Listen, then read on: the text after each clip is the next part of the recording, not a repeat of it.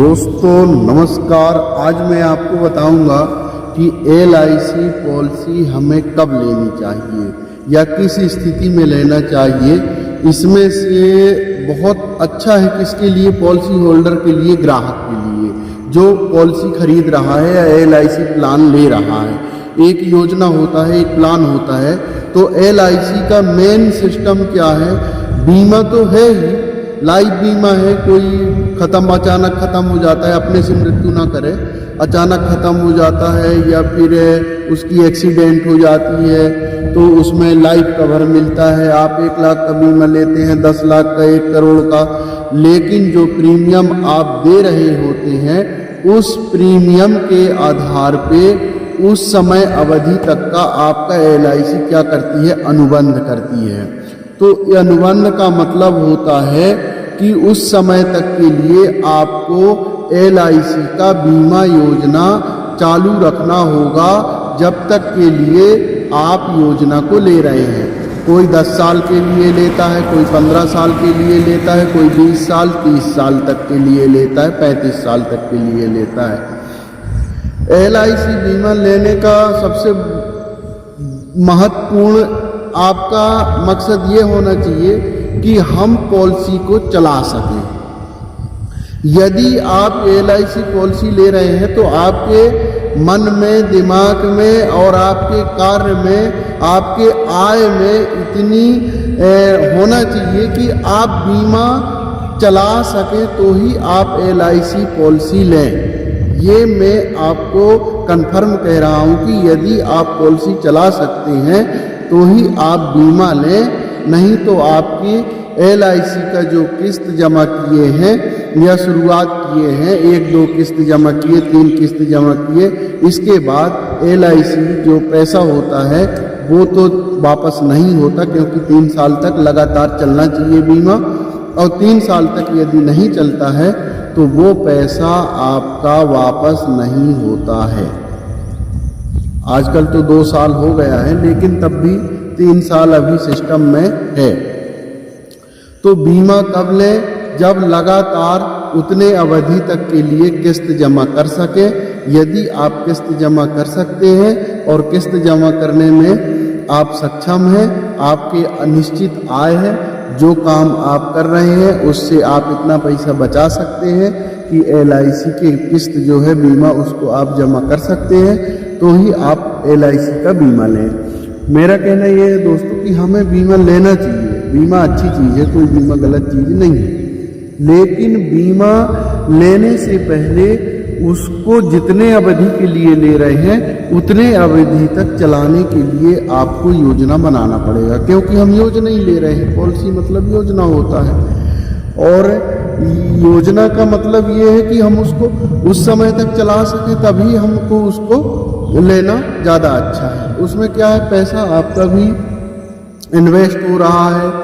यदि आप नहीं चला पाते हैं या आपकी आय नहीं है और कम आय है, या आपको ऐसा लग रहा है कि मेरे पास अभी पैसा है, बाद में 2 महीने बाद, 3 महीने बाद में मेरे पास आय नहीं रहेगा, या 1 साल पैसा है दूसरे साल नहीं रहेगा, तो इस स्थिति में भी LIC की पॉलिसी आपके लिए अच्छा नहीं है।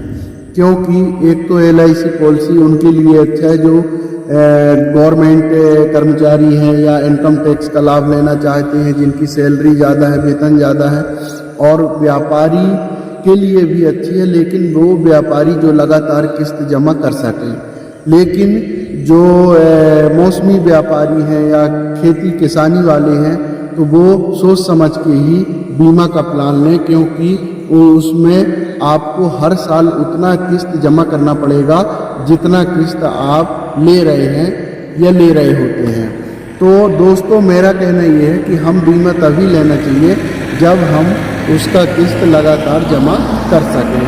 तो जमा जब करेंगे तो ही बीमा का प्लान लेना आपके लिए अच्छा रहेगा, और उसका लाभ जो है बाद में कब मिलेगा? जब आपका पूरी पॉलिसी की किस्त जो है पूरी जमा हो जाएगी, तो उसमें LIC उतना बोनस भी देती है। मान लो 2 साल या 3 साल पहले आप पैसा निकाल लेते हैं तो भी उसमें आपका उतना बोनस नहीं मिलता है।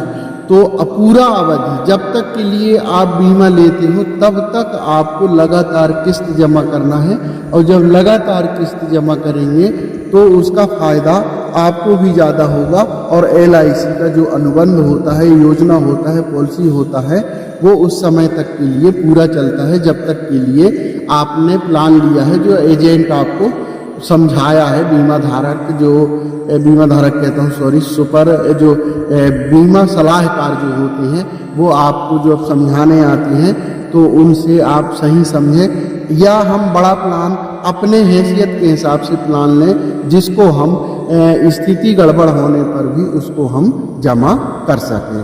तो ये बहुत बड़ी भूल हो जाती है। कई बार क्या होता है कि बीमा लेने के लिए आता है, वो जो है बीमा सलाहकार बीमा लेने आता है, और पॉलिसी होल्डर जो है, बीमा धारक जो है, क्या करता है, बड़ी लोभ के मारे वो ये बताएगा कि आपको इतने 10,000 महीने जमा करेंगे तो इतने लाख मिलेगा, या इतने। तो हम क्या है, लोभ के कारण जो है पॉलिसी को ले लेते हैं, लेकिन पॉलिसी हमारी चल नहीं पाती है। तो मेरा कहना ये है कि आप पॉलिसी लें, लेकिन अपने हैसियत के हिसाब से लें जिसको आप चला सकें, और ऐसे पॉलिसी लें जिसको पूरी अवधि तक चला सकें। ऐसा नहीं है कि हमने पॉलिसी ले लिया और उसको हम नहीं चला पा रहे हैं, और हम जो बीमा सलाहकार है, जिस एजेंट के द्वारा हमने बीमा लिया है, उसको ज़बरदस्ती आप कुछ भी बोलते हैं।